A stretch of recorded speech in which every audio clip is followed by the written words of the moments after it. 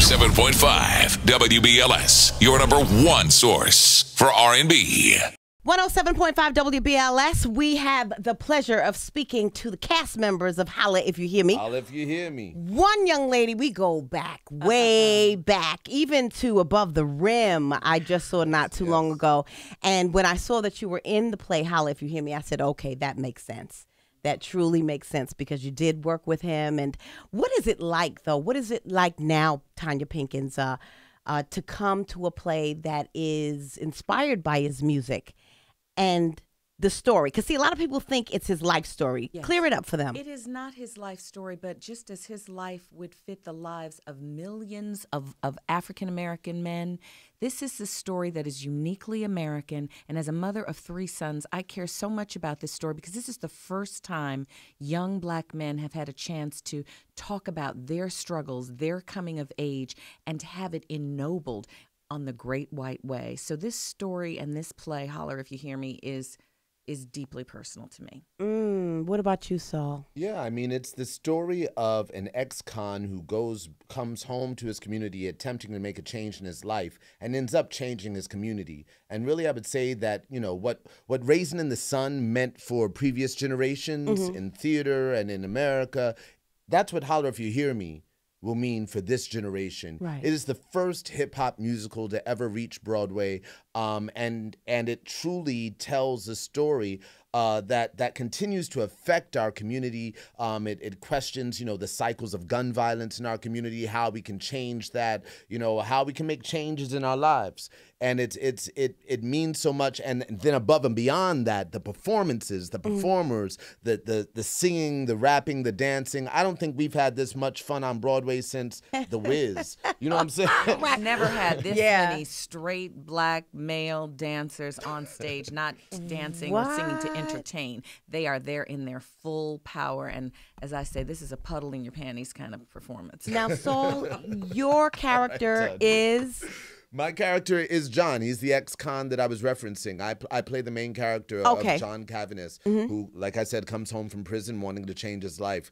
And yeah, it's really something, you know, it's not, we do a disservice even by talking about it because, of course, you hear Tupac and you think particular things and nothing really is going to prepare you for that experience that you'll have in the theater. It's directed by Tony Award-winning Kenny Leon, who did the most recent incarnation of Raisin in the Sun on Broadway with Denzel Washington. And it's really... it's out of this world. So mothers should take sons to see it? Mothers should take sons. Sons should take their children. Girlfriends can go together because Tupac was a feminist.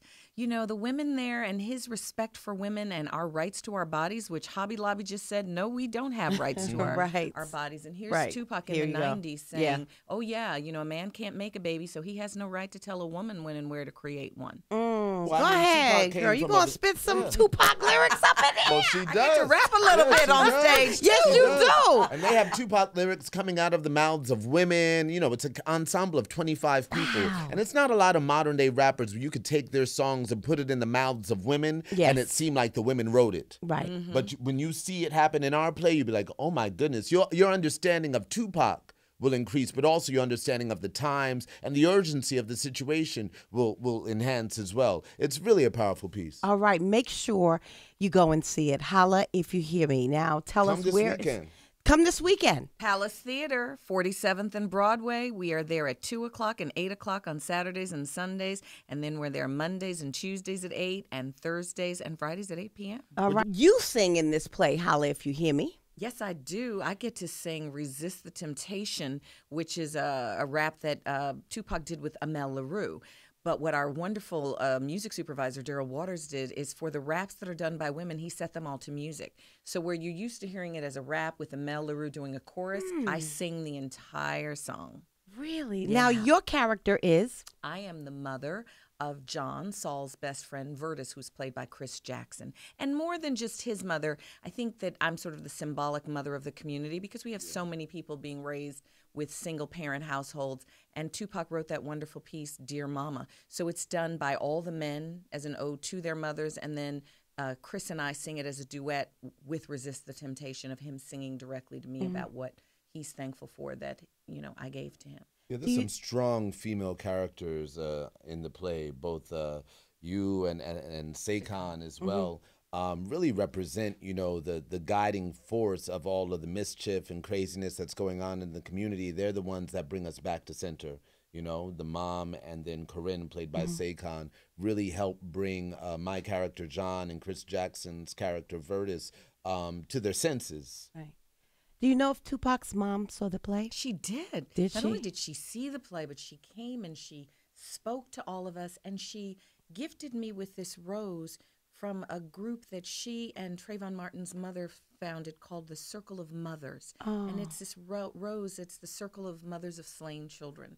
And they brought together 65 mothers of slain children and then 50 other mothers to sort of enfold them. And, you know, hopefully we will stop having our children have to be slain. Yeah, wow. Feni Shakur is one of our producers, in fact, and she said something amazing to the cast, which is that realize that you are on stage doing revolutionary work. Know that the revolution, you know, in this country could not have happened without theater and the arts. And what you're doing on stage right now in this play, and Holla, If You Hear Me, it's exactly that. And she gave us that charge, which really, you know, filled us all up and continues to inspire us as we go.